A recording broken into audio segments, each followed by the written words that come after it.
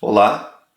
A reflexão que trago hoje é sobre a dependência e sobre duas alternativas possíveis a ela: a renúncia e o desapego, sendo a renúncia o caminho do ego e o desapego o caminho da essência. Inicialmente, quero destacar aqui que a dependência a qual me refiro não é somente em relação à dependência de coisas externas ao indivíduo, como pessoas, bens, relacionamentos, hábitos, mas principalmente a dependência em relação aos ideais internos, ideologias, crenças. Afinal, toda dependência, mesmo em relação a algo externo, começa internamente, em uma crença psicológica de que se necessita do objeto de dependência para sobreviver, para ser feliz, para ser amado, para se sentir aceito, etc.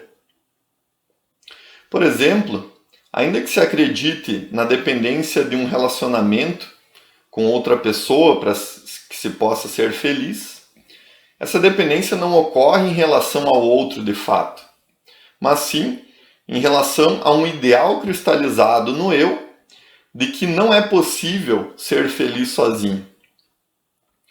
E qual a origem de tais dependências?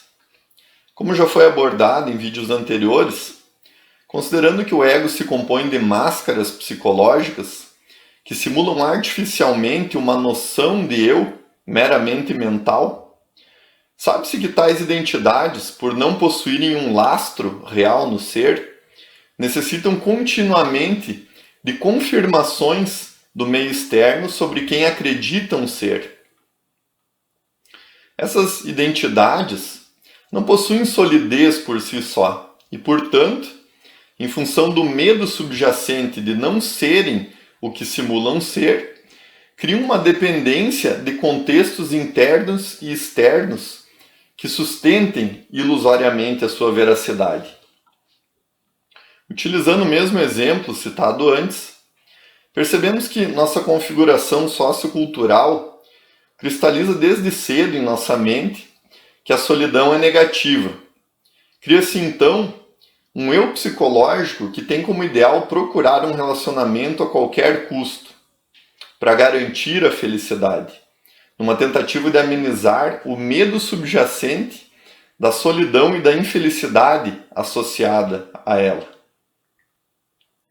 Então, como forma de tentar sustentar esse ideal do eu, cria-se uma cadeia de outras dependências em torno dele, como a segurança do casamento formalizado, o ciúme como forma de controle do outro, entre outras. Isso quer dizer que os relacionamentos não são importantes? Que deveríamos abdicar deles e viver sozinhos? Muito pelo contrário. A vida me levou a perceber que os relacionamentos são nossa maior matéria-prima de aprendizado e evolução espiritual.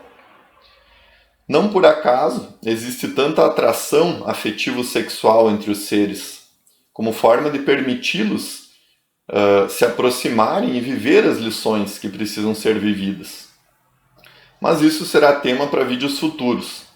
O que quero mostrar aqui, com esse exemplo, é unicamente que devemos observar os motivos por trás dos relacionamentos que vivemos. Se ancoram no medo e na dependência do eu, ou em um sentimento genuíno do ser, que não necessita causar dependência. O fato é que, onde há dependência, há expectativa, e cedo ou tarde haverá sofrimento, se é que já não há de forma contínua, pelo senso de vulnerabilidade intrínseca a tais ligações.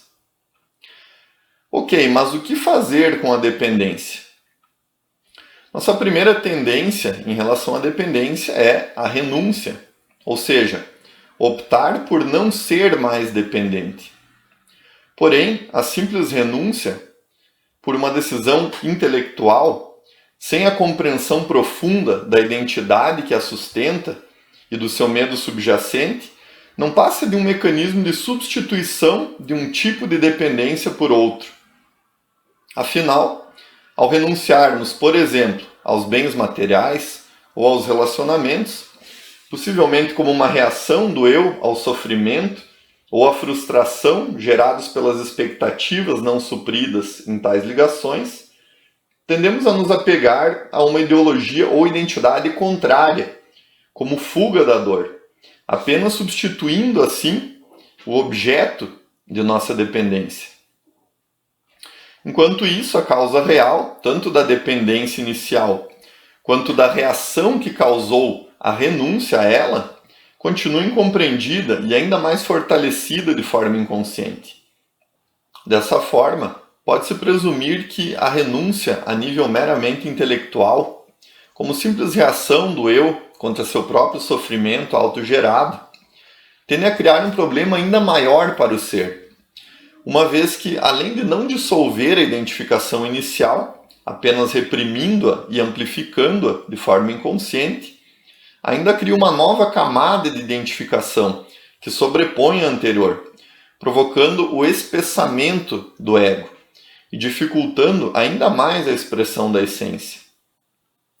Sendo assim, percebe-se que na incapacidade de compreender a raiz de uma dependência, é melhor aceitar e até mesmo ceder a tal dependência, mas buscando estabelecer uma observação ativa e prudência na sua manifestação, procurando investigá-la da maneira mais próxima possível quando se expressa.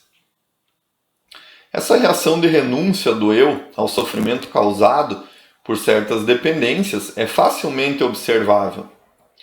No meu caso, percebi muitas vezes surgir o intento mental de renunciar completamente à necessidade de relacionamentos, de modo a evitar qualquer risco de rejeição e a insegurança de não conseguir possuir ou controlar o outro de fato.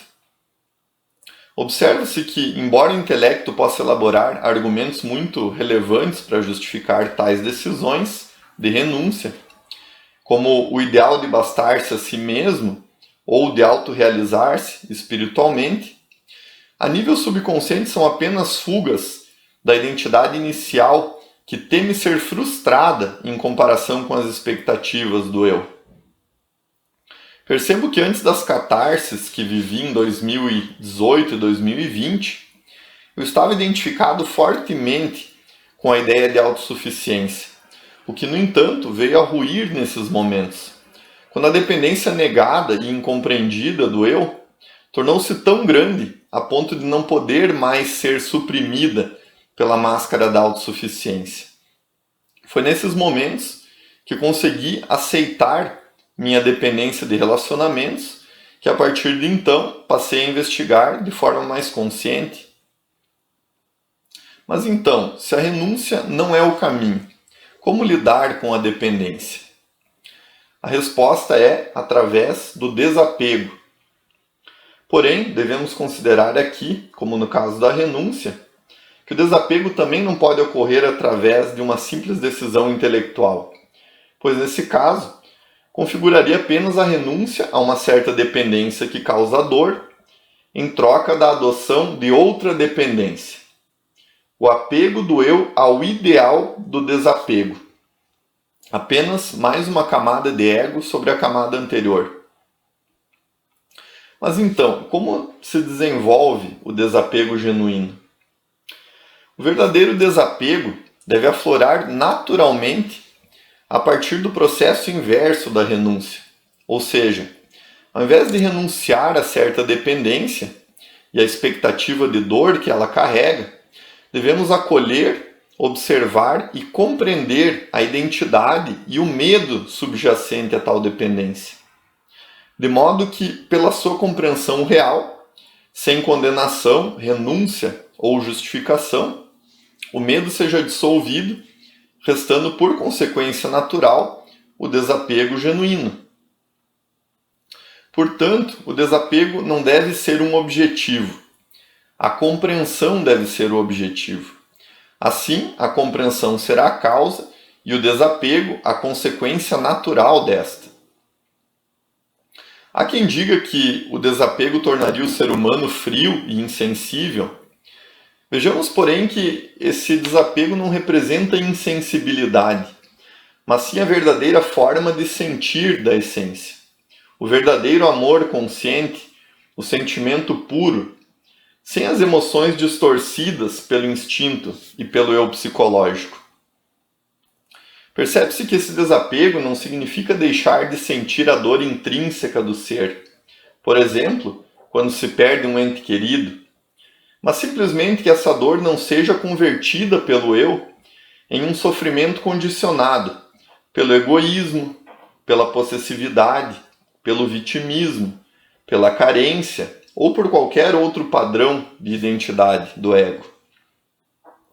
Enfim, utilizei como exemplo aqui a questão do relacionamento, mas observamos que praticamente tudo pode se tornar uma fonte de dependência do eu, como uma instituição religiosa, um partido ou ideologia política, um time de futebol, um ídolo, um hábito qualquer e até mesmo a solidão. Cabe então a cada um identificar quais são as dependências características que sustentam as principais identidades do próprio ego. Bom, hoje encerro por aqui. Até a próxima e um grande abraço.